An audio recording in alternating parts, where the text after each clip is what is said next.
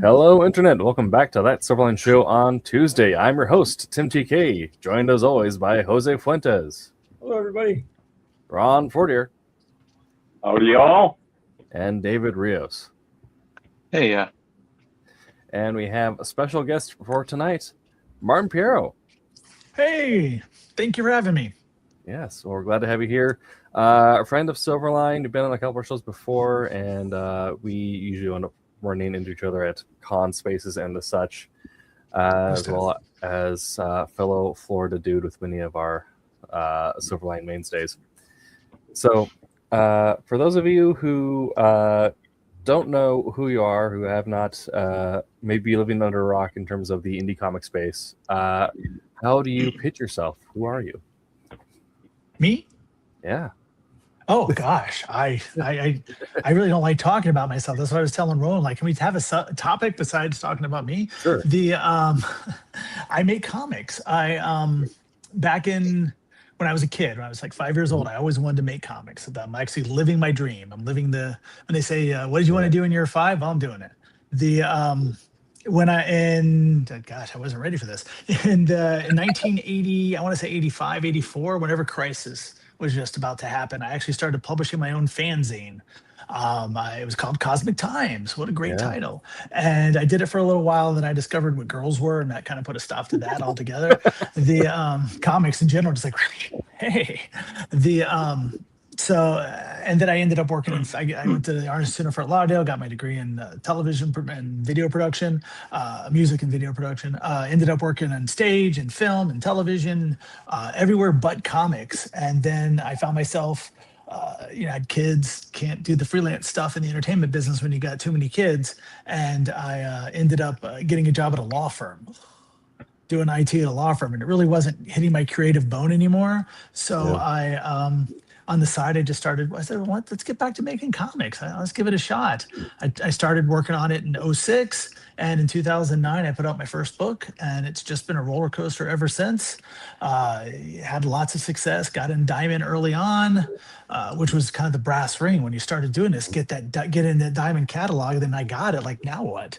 I had some struggles, had ups and downs. Obviously, this last Diamond crash was a big down. And I also, on the side, I run a comic convention here. And I used to be in West Palm. Now it's in Boca, and I do it in Fort Pierce. So I do 2 different shows a year. It's called PalmCon. I've been doing it since 2011, I think. So yeah, that's what I do. That's me in a nutshell. Hope that was quick enough to not bore people. That's great. Yeah. And speaking of that Diamond crash, if you're listening at home, but if you're watching any of our video sources, hit that QR code. Go buy some of our backlog, please. Heck yeah. Or you can also go to Cosmic Times, where you have your titles listed there, if you want to, maybe check out some of the offerings from Martin's group. So I know you said you don't like talking about yourself, but which is totally fine. But something we talk about quite a bit on the show, actually, and I think you'll be a great resource for this kind of topic, is a lot of our audience are newer creators or people who are wanting to get into the industry, and they're putting all the work on the writing or their illustration chops, the things they should be doing, and then they get blindsided by the business side of being a creative. The unfortunate realities of the world we live in. But as someone who runs a publisher, you're kind of in the point of being that person that helps a lot of people navigate that space of, well, here's how you market this title, here's how you do this. How did that transition into the business side of things go? Was that kind of naturally from, starting with the zine to then entering the corporate world, and they'll kind of like amalgamize in the current iteration of Cosmic Times? Well, I had a little bit of an advantage over some folks because I had studied television and the entertainment business, and I had been working in it for years. My last job before switching over to the corporate world was working at a post-production facility, and so there was a lot of the business side of that. I was working with my my boss actually was a friend who I knew from college, and so we kind of worked hand in hand on some of that. What was that? Oh, yeah, you just got a little bit of echo from one of our other mics. Oh, sorry. So I had that going into it. Like I said, I started working on getting ready to make comics in '06, but I didn't put my first one out until 2009. So I spent a lot of time doing research. Also, and for the creative side, trying to hone my craft a little bit to get better at what I do. Like this, my first script I put out was not the first script I wrote. I wrote a complete 6-issue miniseries that I shelved. Just learning how to write comics. So again, the beauty of this industry is it's a small, even the biggest parts of this industry are still kind of small compared to the corporate world and other businesses. So you can talk to other creators, learn as you're working your way up. That's kind of what I did. A lot of the guys I spoke to early on either had great success or have since retired. So yeah, that's kind of where I got my information on the business, was just kind of finding my way through it, getting to know people. And like I said, I spent 3 years going to conventions, learning everything I could before I made the leap. And even then, once I got into it, I thought I knew what I was doing and I was scaling up. And then I made a mistake of scaling too much without having the back end to handle it. And I had a huge collapse in 2016. So, I mean, even if you're the best prepared person, you still can run into those situations. And then I had a great plan going in 2 years ago for what my 2025 was going to look like, and then come January, Diamond falls apart. Right. So that sent my entire I have a catalog of books ready for Diamond and nowhere to put them right now. So it's the business is kind of funky, if you ask me right now. Yeah, and that's something that we're obviously reeling with ourselves, and different ways to navigate that. And you have the direct consumer market, online sales, things like that, going through maybe storefronts kind of like local comics. But then also I feel like the weird conversation also now, like if you still want to use distributor services, we went from one fairly reliable that you get there to like 5. I don't know which shops is actually hitting. No, and that was the thing. Early on, everybody was like, "Oh, Diamond's an evil monopoly. I wish they'd go away." Well, they went away, and it's chaos. So every now and then, maybe the monopoly is not the worst thing in the world. It would be nice if we had like it wasn't just a sudden collapse. If we got like a actual competitor stepped in as opposed to just Well, Well, I think once COVID hit, back in the 50s and 60s. I mean, Diamond had competition. There was capital. And, comic shops who were just coming into their own. There wasn't even any comic shops. So, it was the case of, I think the comic shops turned around and fed Geppi's desire for that monopoly more than anything else. Prior to the comic shops, I mean, you had basically magazine distributors and whatever. So you were basically selling everything, including comics, to mom and pop stores, drugstores, everybody. Yeah. And people got their comics that way amongst all the other magazines that were coming out in the stands. When the thing gets narrowed and specialized and everybody's jumping up and down because, we got comic shops, a store just for comic books, all right? Suddenly that distribution chain starts to get whittled down a little bit. You know what I'm saying? Until the first few years of comic shops in this country, you had Capital and you had Diamond. And it worked rather well for a long time. But ultimately, and hey, you guys can correct me, this is a heck of a long time ago. Ultimately, you wake up one morning and you find out, according to the buyer's guide, that Diamond's bought out Capital. And all of a sudden, there's only going to be one distributor for comic books. Oh, well, that happened because...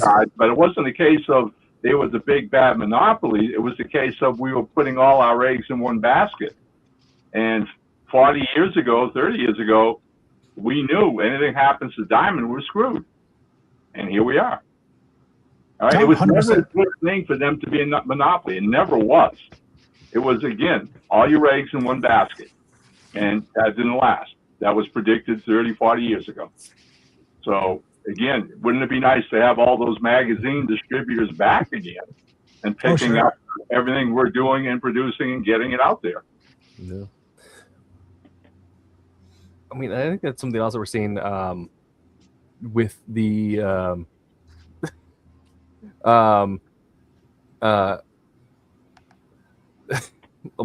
Marty said don't like talking about yourself, and he said we'll talk about business, and then now we're getting to the point of or not to get, if we get too down to business training, feel free to pull me back.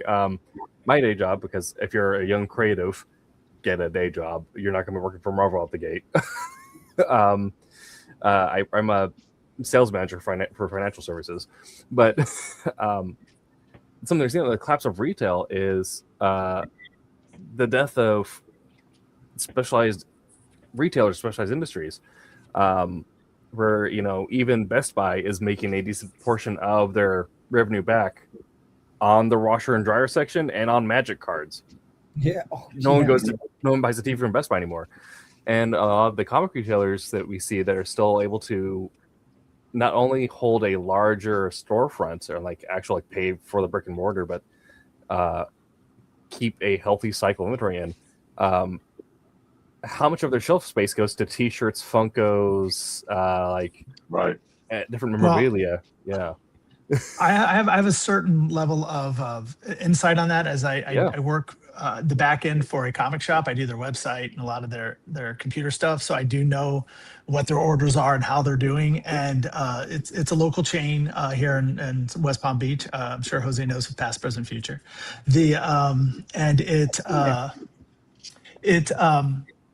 They're, not to get into their business too much, but they're doing very well right now. And they're doing well because they've diversified in the right directions. Like you say, the big seller for them right now is One Piece trading cards, which it's not even on my radar. They put in a horror section with a lot of horror T-shirts and masks, just diversifying that. They're starting to carry, since all the GameStops are drying up around here, they're starting to carry used video games. He's moving in the right directions. Comics are actually doing well for him for the first time in a while with I'm sure we've all know about the Absolute books and what they're doing to the industry. But he's for the first time in years, he's having people lined up before they open it on Wednesdays to get whatever the new Absolute is, or the Energon universe from Kirkman. All that stuff is selling like hotcakes. Again, he's a smart businessman. He pivots in the right direction. He tells the story of back after the death of Superman, when things just kind of crashed. He made so much money on the death of Superman, and then that's when the industry kind of fell off the cliff with the speculator market.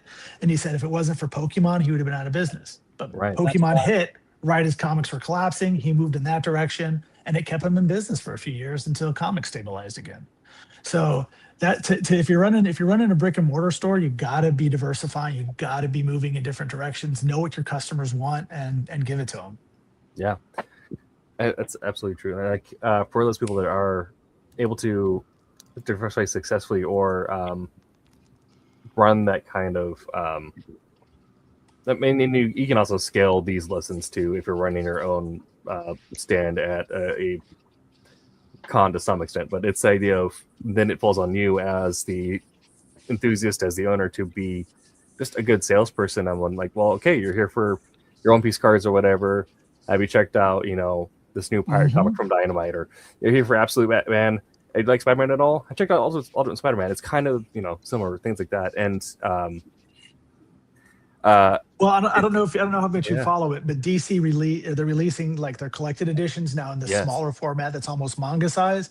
Those are flying off the shelf too. There you go. Because the kids that know manga are moving in that direction. I heard Adam Freeman from Prana was talking, and he was what we're seeing in the comic shops is the kids that grew up on Dogman are now in their early 20s. They have jobs, they have money, and they're looking for that next thing. And Absolute Batman just kind of hit at that right time. And then they're finding those smaller trades they're picking up, discovering the works of Alan Moore, Frank Miller, and things like that. So the death, and since I've been in this business, everybody says this is it. This is the last year of comics. This is it. Trade paperbacks are going to kill comics. Digital's going to kill comics. The movies are going to kill comics. But somehow they manage to keep going and find that new audience. Yeah, and we have our pops from our entertainment group parent. Even on a comics media group, we also have stuff talking about a little bit of everything. Yeah, I mean, and I always love the incessant conversation online of, oh, this month comics are cooked, or this is a month now the comics are done, or and then you go on to like Comic-Con or saying something, it's like, oh, Wolverine just broke a new record this month. Yeah, I mean, there's a lot of bad in comics too. I mean, the one thing that bothers the retailer I know is the fact that Amazing Spider-Man is selling so poorly. Right. It's like, how is because Amazing Spider-Man and Batman used to be the two titles, and now, to be honest with you, the whole Marvel line is kind of tanking, but DC has picked up the slack, so it's the industry still keeps going. Mm-hmm. Well, this also. Hello? You can hear me? Uh-oh. Can you hear me? I can hear you. We can hear you. Yep. Yeah. Oh, I can hear you, but I can't hear Tim. Can you hear Tim? David, I can hear him. Oh, there he is. Okay. All right. No, I can't hear Tim. That's crazy. Weird. Uh-oh. Should I come out and go back in? Let me. I love floppies. Should I jump out and come back in? Yeah, it's right. Yeah. Okay. Maybe, I don't know. How do I get out of here? Run. Yeah, head signals. Head signals. Yeah. Yes. Yes. Because Ron and David, you guys can hear me still, right? Yeah. Yes. I'm still here. Okay. No problem. Weird. Yeah. He must have had a glitch with his receivers. Maybe that glitch is catching because Jose disappeared too. Yeah, Jose had to dip for doing something around the house, but yeah. I got a question for Martin gets back here. But there you go, Jose's back. We're waiting for Martin to get back. Hopefully it's just weird technical stuff. Jose, what did you do? I know you did something. I dipped out. Martin followed me. I'm glad we have internet because we're we hear about Ron's winter storms with the snow and all that. We had an Oregon summer storm where it drops a couple feet of rain in one night and half the trees fall down. Whoa. All right. Can you hear? I can hear everybody. Yep. Perfect. Okay. Sweet. Weird. Yeah.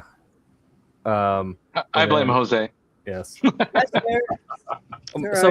So Pop's actually into a point here that something that I kind of want to talk about when we're talking about like how the Marvel line is suffering, because when I go in to do my weekly pickup, that's something that me and the other creators in this space or the shop owner I'll end up talking about when we're there, which the current writer for Lady Mechanica, Madeline, also goes to the same shop I do, so occasionally just run into each other there and talk shop. But rub elbows, Tim. we haven't. Well, she's been on the show, but yeah. Elbows rubbed.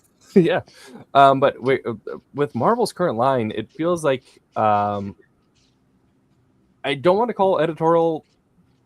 I feel like editorial is kind of being chicken with some of the stuff because I feel like a lot of it is they're afraid to let runs be runs. 100%. And we have so many number ones, we have so many cuts. Star Wars is kind of the what's a bird that's more dead than a canary in the coal mine? It's the dodo. The dodo that didn't make it to the coal mine. Yeah. Right.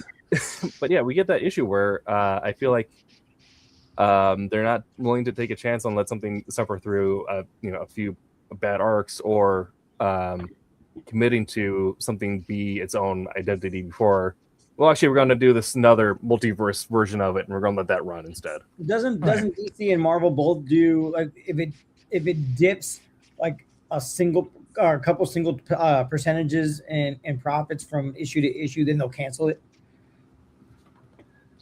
Marvel's doing that. Marvel's doing that for a while. Like we're like, oh, like this first issue we made this much money, and issue number 2 it went down 7%. We're canceling the book. Yeah. Well, I noticed Marvel recently has been shifted into the miniseries mode. Mm-hmm. Like all these the Cyclops, the Rogue, all these, they're just like 6-issue drops, and then they move on to the next. They're not even banking on. I think they're 5-issue actually. They don't even go to 6. Yeah. They're not even banking on having that drop. It's weird. Which is because Cyclops is very good. We talked about this. We talked about this before. Usual status for creating a new series was that expectation that, you know, you're doing it monthly, you're promoting it months ahead, you know, when everything was going good, you know, 5, 6, 10 years ago. And it was standard norm that your orders for number one would be through the roof. All right. A lot of promotion and you know, the big new thing in the comic shops. But before you know, were ready to basically depend on this, whether it was a hit or not, you had to have some kind of reaction to it.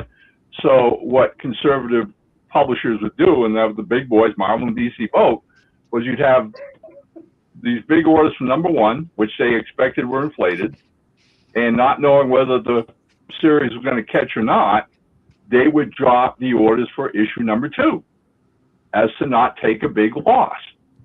If it ended up being a big hit, by the time they find out, okay, then bring it back up to what is legitimate with number 3. All right. And for the longest time, if you look at collectors, and I mean, this was 80s and 90s, the most sought after books in any long running series was issue number 2. Because G.I. Joe, that was the case with G.I. Joe. Had the smallest print run. Even if the series was great, the numbers had been cut from number 1. Lots of people have bought number 1 by the thousands, went out to buy number 2, they sold out, and then here comes number 3, the numbers go back up again. So it was that up and down dip. Okay, and I'm just familiar with that with my work on the Green Hornet for Now Comics. Issue number 2 of that series is still the hardest for collectors to find to this day. Number 1 is plenty, 3, 4, and beyond, it was a hit. Great.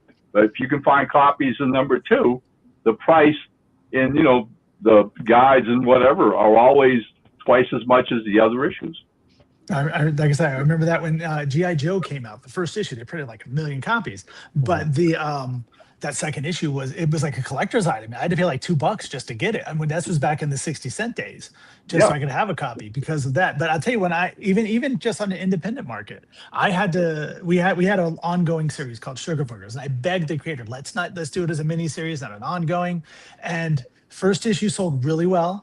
Second, and this was the case for everything we've ever published through Diamond. First issue sells great, 50% drop to the second issue. From the second issue to the third is a 30% drop, and it's like a 5% drop after that going forward. So I said, let's only do 3-issue miniseries, because by the time you get to issue 4 or 5, your numbers are so low, it's not even worth printing at that point.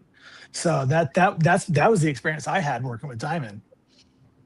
Yeah. Well, what we're seeing is with Marvel, for example, Marvel's kind of magic number is 10. You know, getting an issue to go to 11 has to be a thing. Well, even with like the last Avengers, they got up to, was it 32? 18. I think it was like 30 something, because then they canned it because they're banking on the number 1 hype, because they canned it this year, and they already had a plan for Chip Zdarsky's Armageddon event this summer, which wrote. That comes out tomorrow. Yeah, which he started writing like late last year. Which Chip, if this ever hits Chip's ears, tell me how you write so freaking much. He wrote all of his titles for this year before November of last year. But so he did Armageddon, and then he started the next run for Avengers. Marvel knew this was already happening, and they're like, okay, we'll can Avengers here. We'll have our big event, and we'll get a new issue number 1, new issue number 2, because people are going to come in to buy issue number 1. But Marvel's trying to have their cake and eat it too with legacy numbering. Yeah. Having new number 1, but underneath it, it's like 813. You know, it's like you can't have it both ways. They're trying. Well, with this thing, you know. The issue 10s and everything, they're all their stuff is being packaged as 5s. If you look at it, Image's 6s, they bundle because they want to do the trades. And what they do is that allows them to introduce new number 1s, and they blitz through the number 1s with 7, 8 different covers, and they get your Art Germs and your Nakayamas, everybody to sit there and just do these huge numbers of issue 1s to sell it. So they're perpetrating that that issue 1, and that's one way. That's the way Marvel does it. But the way that, if you look at the way the Image does, or particularly like Skybound does it, is they're doing their 6-issue arcs, and of course they're going through and bundling those as well. But they seem like what they're doing is they're on purpose limiting the print run so that they can come out with their second prints with new artwork, get the people who already bought the first print. Yeah. And now you've got, what is Transformers up to 12th print now of issue number 1. And, Void Rivals, I think that's already hit 10th printings. That's for issue 1. Yeah. Well, they do that thing now where it hits a 10th printing. They put like a gold frame around it. Like it's a special 10th printing, Yeah. And there's 10 copies or 8 copies of it, and some of them are, some of them are, yeah, me too. Some of them are like, the same cover, but you said this one is the same cover, but it's foil or it's a gold frame. Yeah. It's gold frame. So, well, I mean, if you're getting them, when they do the ones where it's the symbol and the character in front of it with the white background, those are pretty cool. I do snatch those up whenever I see them. I'm an idiot when it comes to it. Well, I think we're talking about like the crux of this, we're talking about like how do you be risk adverse in entertainment while still trying to put out a product. I think having those like short runs, limited runs, or like we're only putting out so many issues, you avoid the issue that where you end up getting a Marvel where like we're overbest, we're doing like 10,000 copies of Storm, it sold 3,000. Okay, we're canning it at 5. Whereas if you limit your investment, you limit that chance of loss, and like okay, this is doing gangbusters like Ghost Pepper did. We can then start doing more stuff, and we can then renew them on a contract by contract basis, as opposed to just treating it almost like a la carte per issue, where you're not guaranteed how many issues you're going to get if you write Storm. It's you kind of go and hope that it sells, because you never know when they're going to come back and say like, "Hey, no more, you're done." All right. The other thing that's interesting is, and this is still playing into Jose, because Jose buys or gets these covers, the blank covers. Oh, I'm a sucker. Are $1 more than the artwork covers. Yeah, I'm not an artist, and I have tons of them. For one day, I'll bring them to a show and have an artist draw. I have 2 long boxes full of just blanks, various blanks from various companies. Although I did learn today, evidently there is, or not today, but this week, there's a Martin Pierro Cosmic Times blank out there that I have several. Yeah. I got in on it. Your buddy. I'll set you up. Yeah. Share. I'm trying to share the video out on the internet here, the live stream. So. Oh yeah, that's fair. So I'm not checking my phone. I'm just doing that real quick. That's fine. I mean, there's been a couple of shows where I'm just on Reddit on the other monitor. I'm fairly certain there are certain shows where Tim's over there playing video games while we're having our show. Like, no, yeah, guys. Yeah. He's playing Galaga. Yeah, yeah, one of the most intensive arcade games. So we're doing Knight's Quest. Yeah, I mean that's okay. I just lost it. No. Well, let's keep talking about the business of comics. Yeah, but I mean, like that was also something that I still buy my fair share of variants and what have you. But I'm also stupid. But I always feel like I have that same panic of we knew what happened in the 90s, like, wow, Marvel seems to be spending a lot of money on all these variants for a series they've already canceled. And I'm not saying, obviously Image is still doing very well. I think it's not necessarily a household name, but TKO was almost kind of prophetic in the way that they started doing their publishing, and that did they burn out? I remember they started. I haven't really kept up with them. They're still doing it, but they're just not as well known. But they because they've hit their niche audience, and they've not had an exploding moment. This but sounds real bad, but why does TKO sound familiar? they're they didn't the go distribution.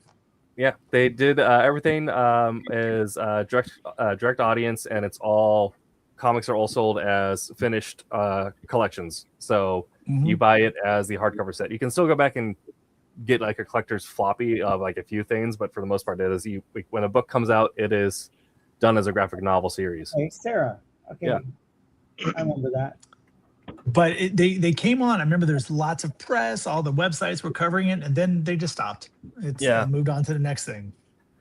Which I think that's also kind of comics as a whole. Because the same thing happened to the Vault, where everyone's like, oh, the guy who started Vault Comics, Al was starting money, all this huge capital, and like they still have like fairly high equity titles, but and also I think they got like 1 or 2 TV deals, but Well, I mean, I'm going to say this: every year I would go to New York Comic Con, and every year there was like somebody who would buy 4 booths. It's this big new comic company. One year it was 421 Comics. It's going to be they're taking the comics, but we're going to burn down the industry. Another year it was I can't remember what the name of it was, but they did all zombie books, and it was they were going to take over the industry.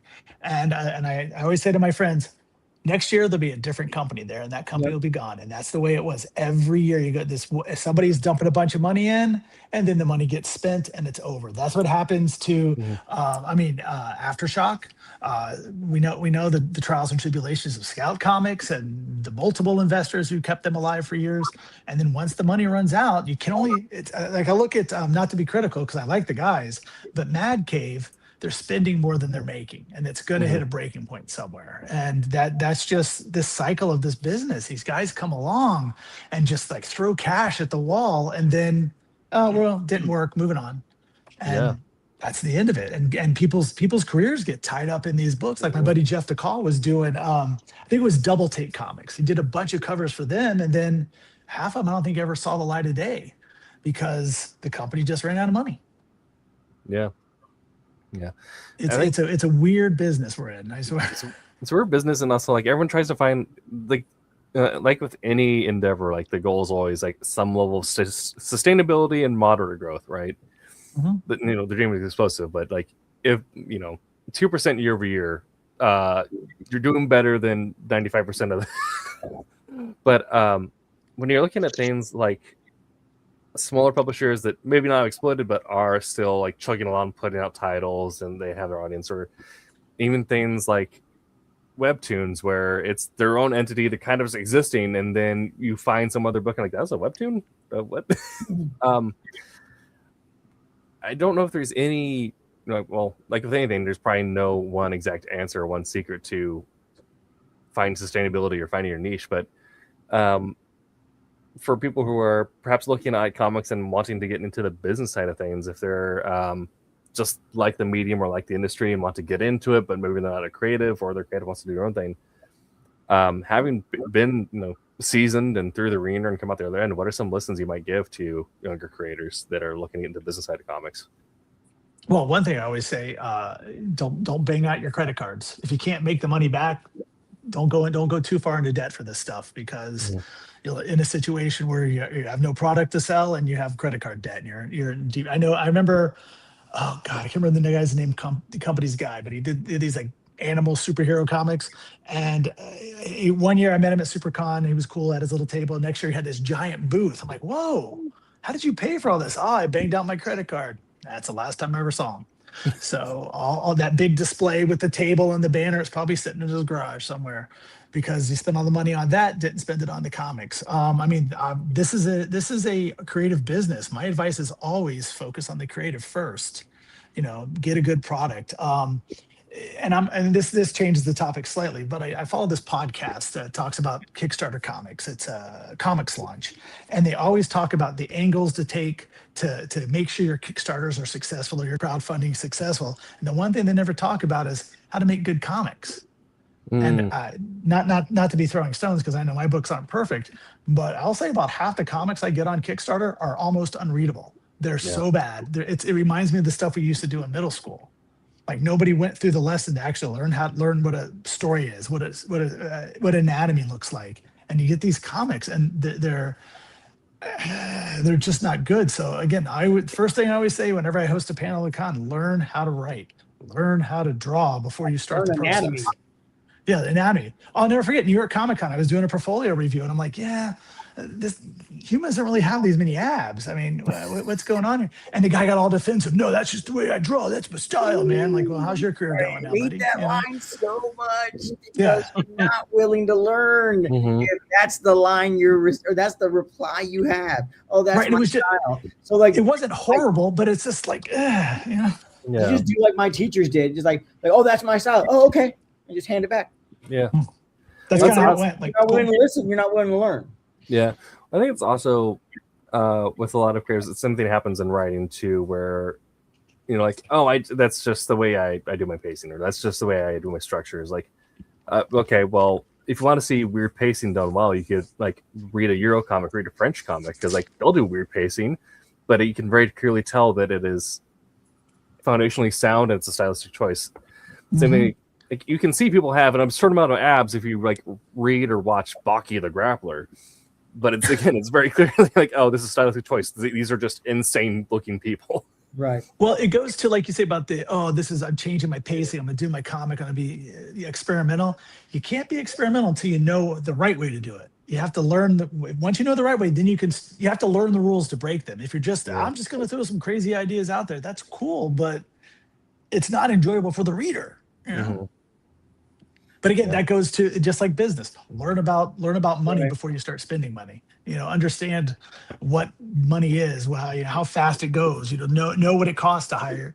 I mean, I've done panels where we talk about how to write a budget for a comic book, and people get a little shocked when those numbers start adding up. Oh, you want it lettered? Oh, you want it colored? You want to print it on paper? You know, this is what it's going to cost. Yeah, that's something also like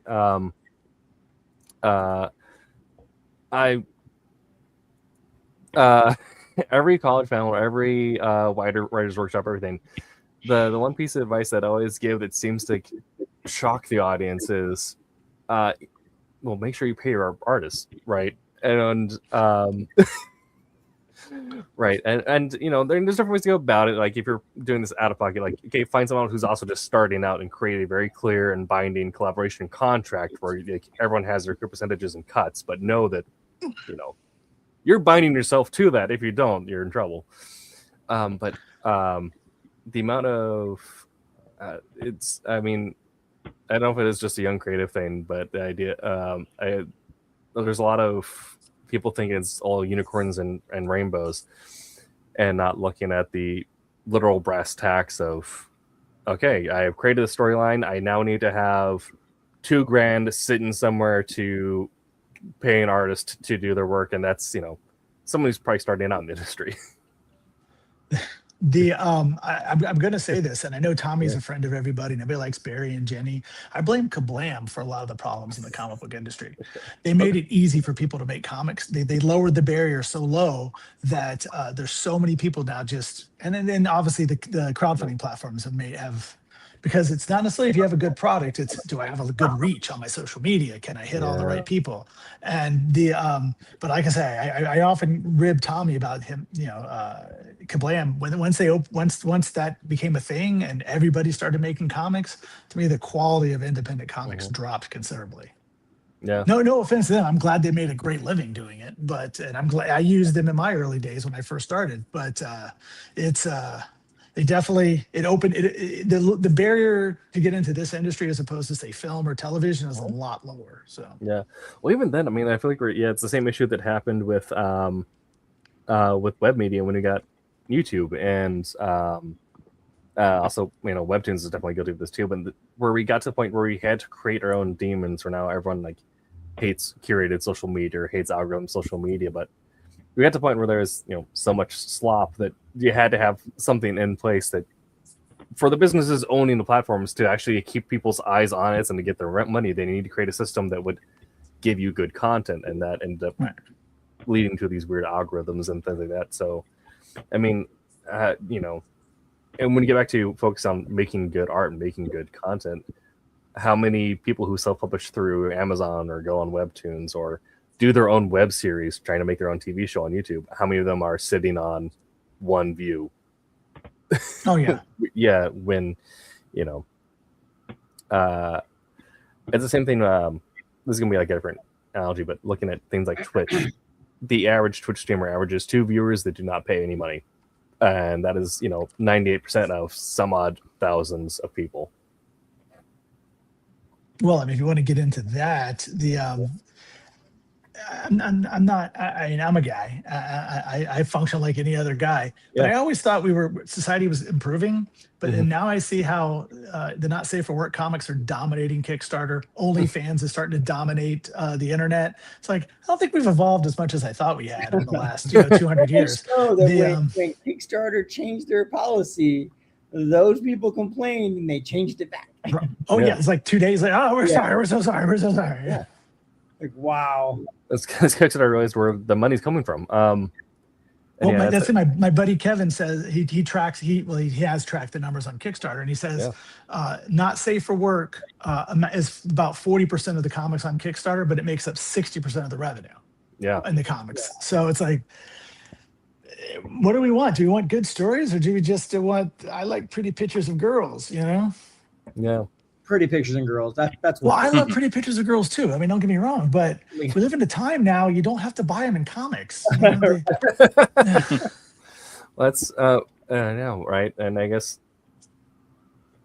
how does work on webtoons? Oh yeah, well, that's a whole thing. Yeah. That's a whole thing. Yeah. That's a whole other. That's a whole economy to it. Yeah, it's a whole economy to it, and then you also look at percentages because webtoons will also do contracts, and not every artist gets the same contract cut. So having that business mindset, if you're creative, can do you wonders. If not, know a good entertainment attorney. But when you get so many views on webtoons, they'll give you an offering, because webtoons also has ads on the platform as well as the ability to buy issues, right? Most of the stuff goes up for free, and usually what you'll do is you'll do a contract where you'll write so many things. And this is actually a platform idea that I like in general for democratizing art. Well, don't they have tiers you have to work your way up to get to that point? To get point, but yeah. So if you do so many things, you get to a point where you can rewrite so much of a series, put it all out, and much of it will be behind a paywall where people can either buy issues or subscribe or what have you, and they'll get that on release. Everyone else will then get it for free 3 months, 6 months down the line. And so it is an interesting platform where it's like you can democratize your art, still allow the classic dealer addendum of the first one's free, the second one costs, but the third one hits. Where you that's drug dealer math.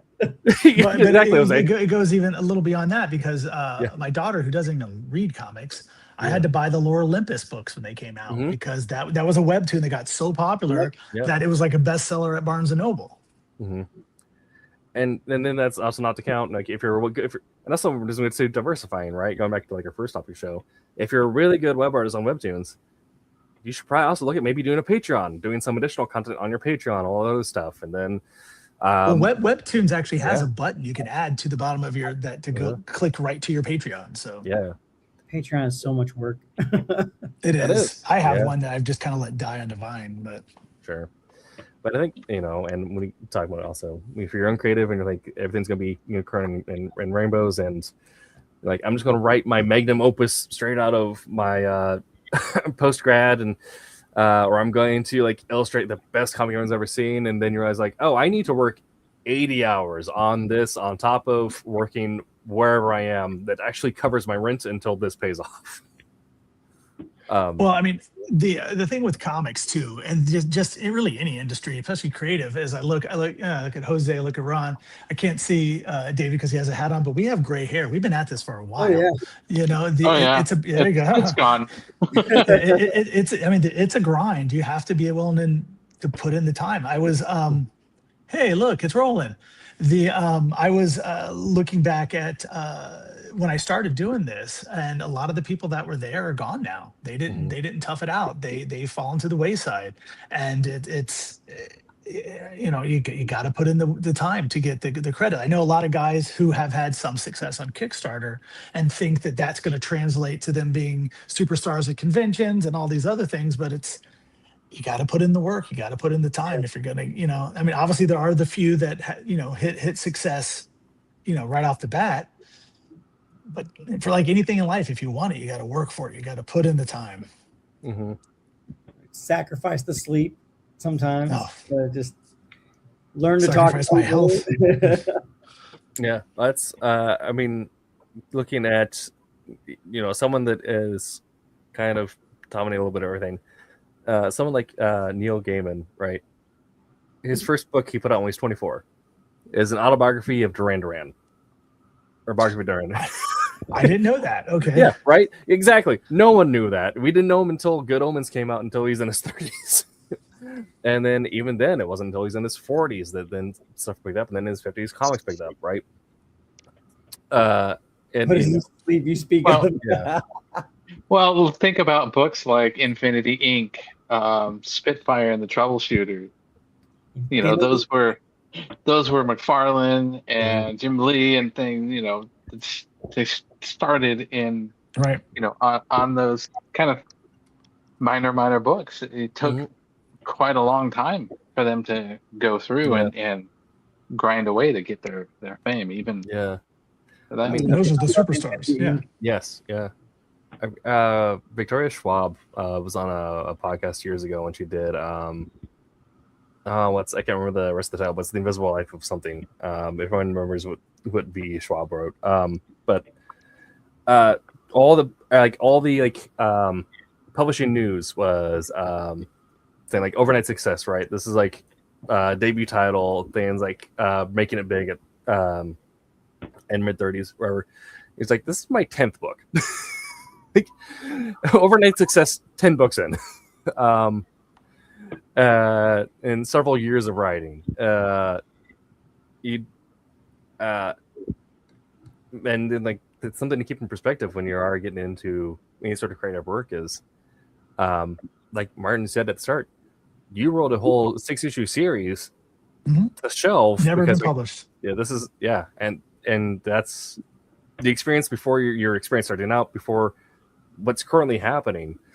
You're going to, a lot of your early works are, if they do get published, are going to go to a Page and Spine dime store publisher, and then and that's just the cutting your teeth. That's just paying your dues. Yeah, well, I always say too, if you're not growing, you're not. Yeah, I look at what I first put out, and it's good, but it's garbage compared to what I put out recently. And you got to keep. I mean, I will say that working in the craft improves the craft for sure. Absolutely, yeah. I mean, that's anything you do. You know what I mean? The more you're at it, the better you get. And like you said, like I can go back to, even when I was in art school, some of the pages and stuff I did in art school, and just like, yeah, that's trash. Like compared to what I'm doing now, compared to, how I've evolved from what I was learning to do to, what I'm doing, like everything, refines itself. You know what I mean? The more you work on it, like you said, so. Yeah. Okay. Well, as we're coming into our last hour here or so, last 10 minutes of the hour. Okay. What the heck are we doing here tonight? It's going to be a long stream. Yeah. We're actually doing a podcast in 3 acts. But yeah, as 3-act story. We could teach that to all the up and coming writers. They don't understand it. Yeah. But as coming to there last year, something that we also talk about is how everyone is all the stuff you create is an amalgamation of your inferences, your references, everything you take in. Everything's pastiche. The world is simulation. Yada yada yada. So Martin, what are you currently reading, writing, watching, playing, any sort of media you're taking? What's kind of been a recent story? Okay. I'll go through as quick as I can. I am devouring the Energon books from Image. I can't. Tomorrow I go to pick up Mask issue 1 to see what that's all about. Yeah. I think they've done a great job creating a universe. I have something for you. The Mask. I actually got a hold of my blind bag and got it has issue 2 in it. Yes, I heard about those. Yeah, that's I haven't read it, but Okay, I was it's gonna like ask, this is it good? advanced. But Yeah, but no, I did get I'm looking that. forward So to that. So yeah, so that's what I'm reading in comics. I'm trying my hand at some indie books. Some are good, some are. The I did like Skinbreaker that Kirkman was Yes. doing with David Finch. There's not a lot going on in the book, but the art is really good. I really just like looking at that book. Mhm. As far as watching, I really don't watch television. Oh, look at that. It is a foil too. Yeah, Oh my yeah, God. it is. Salivating. Oh, I'll be buying blind bags tomorrow like an idiot.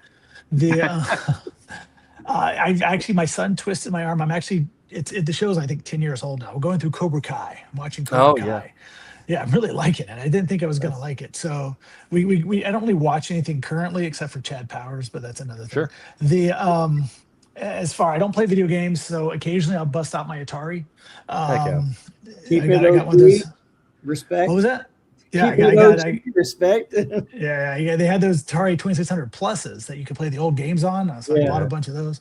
As far as what I'm working on, it really sucks to say I haven't written anything in a while. We put out this book, Turbocharged Teenager, that I thought was going to be a huge hit, and it flopped on Kickstarter. And that kind of put me in a bad place for a little bit. So I have some scripts I finished a while ago that I'm putting art to now. But as far as writing, I've fallen behind, and I gotta. Hopefully, I'm going to be at Heroes Con this weekend. Roland's going to be there. Hopefully, Heroes Con will get those creative juices flowing again. Absolutely, yeah. When you do have a campaign that you put out that flops, any sort of creative endeavor, whenever it doesn't hit any sort of reception that like what you're hoping for, it can be kind of a soul crushing event. What are some of the ways that you recover now? How do you go about the process of picking yourself back up and trying again? I will say it was difficult because the Kickstarter, it just hit we set the goal of 1,000. I thought we were going to go for 3,000 at the last minute. My co-writer on it said, let's set it to 1,000 just so we'll hit it early. Didn't hit it early. I think we did like $1,014 was what we made. So and that might have been a charity.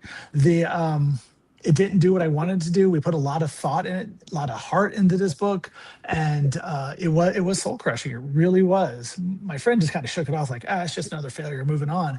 But to me, it's like, I put a lot of time in this, and I thought this was going to be something big. And we actually had planned out 3 more issues, and I think we've agreed not to do it. We're gonna let it sit. I will say that the ones that the people that did buy it we've gotten some feedback that they'd like it, so that's helping. But that's probably why I haven't written too much lately. I've had some health issues too, but yeah, so that's why I think I need a Heroes Con to just revitalize my love for this business. I don't know what you guys know about Heroes Con, but everybody is there. It's a straight comic show. Comic book friendly, basically 1,000%. William Shatner never goes to the show. Hulk Hogan's never been. I mean, it's not a celebrity show. I saw Nick Cage was just at a Comic Con. I mean, they're really these celebrities. They're really and they just announced Kurt Russell for one. They're really up in their game with these celebrities. But Heroes isn't about that. The main guests are Scott Snyder, Chris Claremont, Ann Nocenti, Walt Simonson, legends in the business, plus all the people that are coming up now. And for some reason, Roland and I don't know why. No one's told them that. I guess they just kind of slipped us in. So, but we're in there with the big guys, which is pretty cool. That's awesome. I mean, they're in there with us. Let me rephrase that. That's right. Exactly. Yes. Yeah. Who's this Chris Claremont guy? Yeah. Let's. I think that's also something that is really important advice to receive as any sort of creator. Like either you're just getting into it, or maybe you've been beaten out of it. But being involved in the community, either like being around it or being surrounded by it. It does a lot to like either get you out of a slump or just to energize you if you're feeling that, because if you really love the medium, seeing other people's excitement, seeing other people like doing what they do, it gets you excited to do your own thing. Well, it goes to what you guys do here with these live streams. Roland's been telling me, I should just do my own live stream. But it's this fellowship you guys do. like when I go to a con, I'm usually next to Roland, which is nice. So we have this kind of fellowship where we talk about comics and we talk about, so that helps because, sitting in I think everybody here works from home, right? Sitting in your home office by yourself, staring at the screen with the dog, like, what's going on? It gets a little lonely sometimes. You need this connection you guys have with these live streams. I think it's great. Like I said, Roland touts it as the next thing since sliced bread. Everybody should do it, and I'm kind of starting to agree with him on it because you keep that connection going. You have these guys. I think everybody here does something different. Like somebody's a writer, an artist, a colorist, or whatever. So it's all these different aspects keep fueling your own creative juices and keep you going. Yeah, I'm going to get I moved here to Fort Collins 15 years ago. And within 2 months, I wake up in the morning having my coffee, and I get an email from Mike Barron. Hey, Ron, I hear you moved to Fort Collins. This is where Mike lives. Oh. We ought to get together and have some coffee. Okay, so we go to the local Panera's. We have coffee. We start talking. Takes me down to the local comic shop. I start meeting other people. Lo and behold, I find out artist Jeff Slemons lives in nearby Loveland. Well, within 2 or 3 months, I realized we had this really hardcore group of comic fans, professionals, enthusiasts, and so, hey, we ought to get together once a month. Comic shop has a couple side rooms, a cafe. We've been doing that for 15 years now, first Saturday of every month. We get together 10 o'clock to noontime, couple hours. Everybody brings in their new projects, what they're working on, artists, writers. We get people in their 60s. We got kids 12 or 13 wanting to work in comics.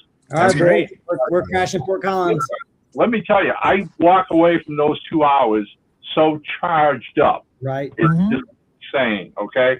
It's something, and it's what Martin's saying. Okay, we work privately, creatively, we work by ourselves. We write by ourselves, we draw by ourselves. But you need this kind of social interaction, especially with other people who share the things you love. Right. Well, yeah, it goes to church. It's a fellowship. I used to be heavily into martial arts, so that's kind of you practice a little bit at home, but you really practice when you're together. And it's like whatever you're into, you need human connection. I think that's part of the problem with this kind of digital world we live in. You need this is great, but you can sit and stare at your phone for 4 hours just flipping through TikTok, and are you living a life really? Amen. So Amen. you need these connections. Yeah. I mean, that's how many we have our live show that goes out, but it also goes out on podcast services and audio feed and all that stuff. And some of the feedback we get is that people put it on when they're working on their own time, and it's just what they do to kind of get like a doubling experience when they're working on something creative. And I think that is, as someone who also does it myself, I think that's like the best feedback to know that we have provided the backing track for someone to do their own thing. 100%. Listen, given the fact that most of my social interaction is with my chickens and my turkeys, you guys on some level are far superior. On some level, not all. On some level, okay.